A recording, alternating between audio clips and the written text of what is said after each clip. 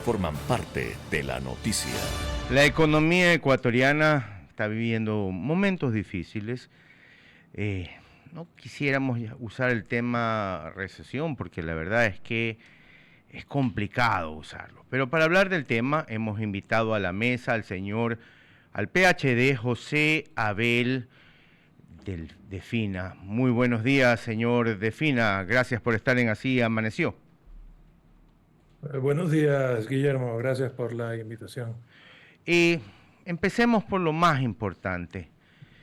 ¿Cómo se debe cubrir la brecha fiscal que el Ecuador que tiene ya, y este gobierno la tiene por herencia?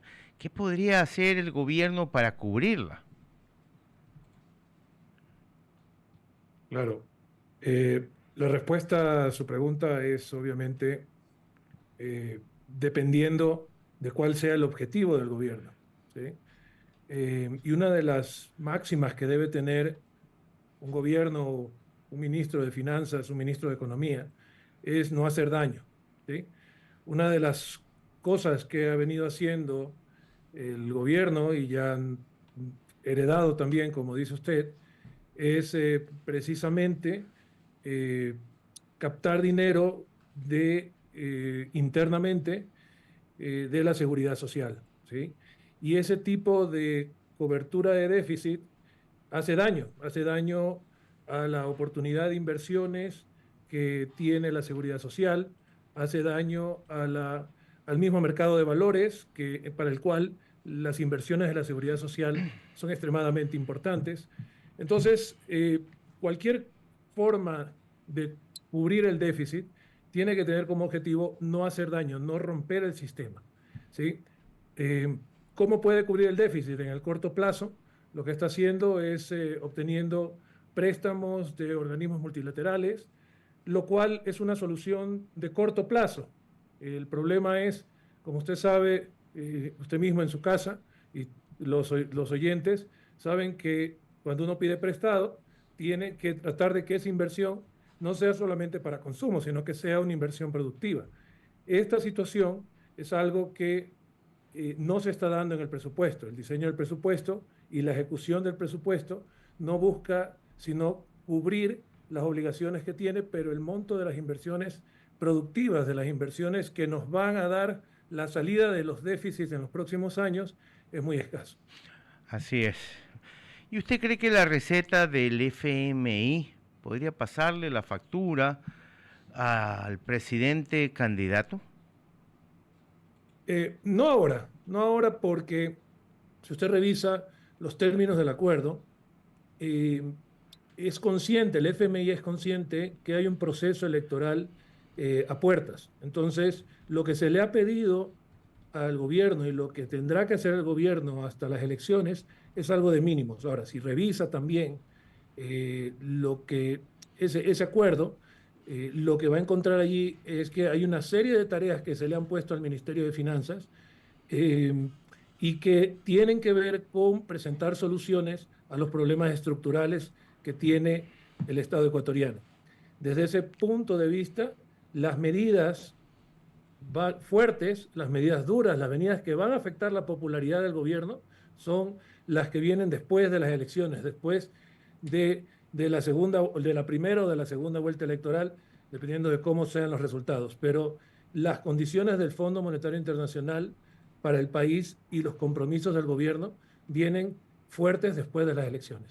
Eh, hay algo que a todos los ecuatorianos, bueno, no a todos, a los que entendemos algo de finanzas, nos preocupa, y es el tema de la falta de inversión extranjera. ¿Cómo, aparte del tema legal, qué más podríamos hacer para que la inversión extranjera venga al país? Estamos al lado de dos países donde la inversión extranjera es muy fuerte, Perú y Colombia, que no están dolarizados, pero que, por ejemplo, Perú tiene un presidente del Banco Central que ha durado muchísimos años. ¿Cómo Ecuador podría avanzar en este tema? Claro. Mire, eh, en algún momento eh, se hablaba de que el Ecuador era un país privilegiado porque además de los muchísimos recursos naturales que tiene, pues tenía una buena infraestructura de carreteras. Al cierre del gobierno del presidente Guillermo Lasso, se promovía, si usted se acuerda, el acuerdo comercial con China. El hecho de hacer caminos o de tener infraestructura o tener acuerdos comerciales, el hecho de es una oportunidad para el desarrollo, pero no es el desarrollo, ¿verdad? Y para generar ese desarrollo, no solamente hace falta inversión externa, eh, sino que también hay que demostrar, el país tiene que demostrar en la situación que está, que es capaz de hacer avances en productividad, es capaz de ofrecerle al inversionista extranjero una inversión que sea rentable y una inversión que sea segura, ¿verdad? Hemos trabajado o constantemente hablamos de la seguridad jurídica y hemos venido trabajando esto, pero ¿qué tanto hemos trabajado en la productividad del país? Y esto, cuando usted me pone de ejemplo Perú, Colombia, son países que si usted se acuerda, usted ve la situación de Perú en la producción de uva, en las exportaciones de uva. Es un monstruo hoy por hoy en las exportaciones de uva. Si usted se fija, el esfuerzo fue inicialmente interno, ¿sí?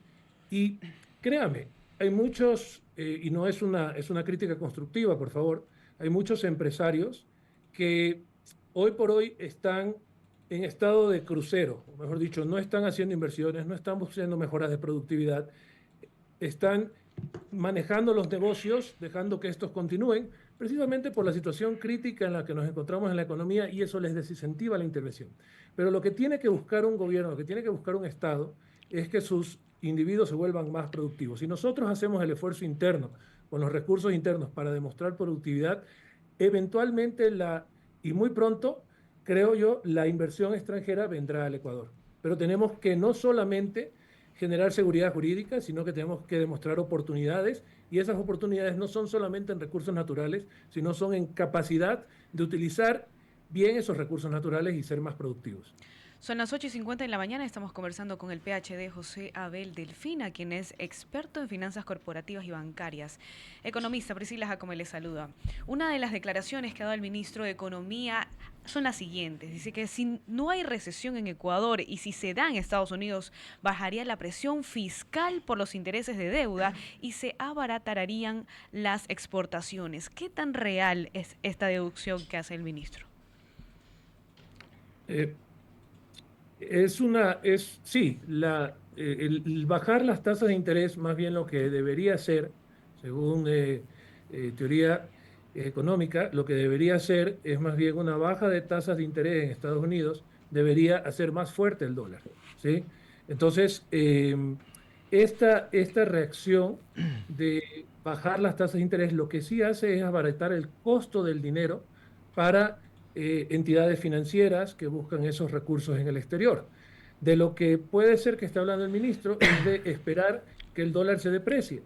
Pero esos son eventos, son elementos que son deseos, es decir, no tiene ninguna capacidad de control el ministro y lo que está haciendo es ofreciendo una esperanza. El ministro de Finanzas no solamente es ministro de Finanzas, sino que es ministro de Economía. Es el líder de la actividad económica del país. Y creo que el ministro, hoy por hoy, está haciendo muy poco por contribuir a la economía. Y si tuviéramos un poco que traducir la situación actual de la economía internacional y cómo afectaría al país, ¿cómo podríamos decirle así a nuestros oyentes? Mire, la economía internacional hoy por hoy está en una situación que debería favorecer al Ecuador. De hecho, el crecimiento de las exportaciones es una muestra tomando en cuenta los vaivenes que pueden existir en los precios de los commodities, ¿verdad? Entonces, hoy por hoy tenemos un fenómeno con el camarón, pero si vemos al banano, ha sido fortalecido luego de un periodo de bajos precios también, porque así funcionan los mercados de commodities, de mercancías, de productos básicos, ¿verdad? Pero en el tema económico, el Ecuador como exportador tiene una gran oportunidad.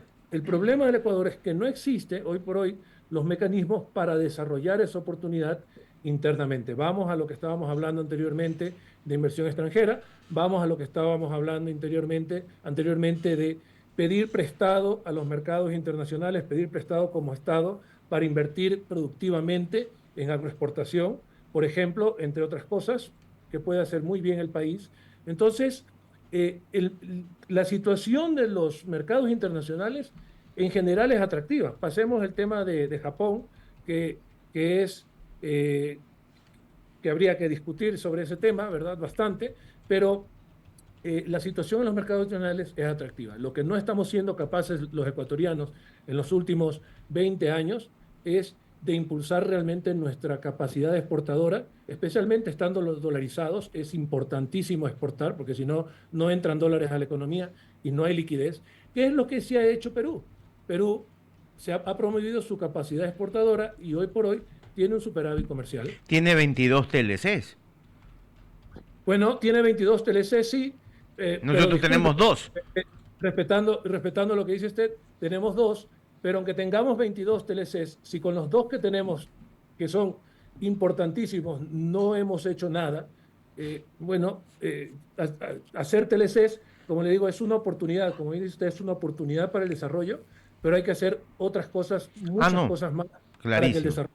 Es clarísimo, pero lo que le digo es que por lo menos hay gente especializada sentadas en ver cómo abren campos con otros países, que es necesario. Aquí le tenemos terror a los TLCs. El TLC con Estados Unidos es mala palabra. Lo que hemos logrado con Europa y con China ya es, pero algo para mucha gente espeluznante. Pero el Ecuador en infraestructura, Ecuador en mano de obra, Ecuador en muchas cosas, en la parte legal, como lo decía usted, no está preparado, no solamente para los TLC, sino para el comercio y para pelear en mercados internacionales.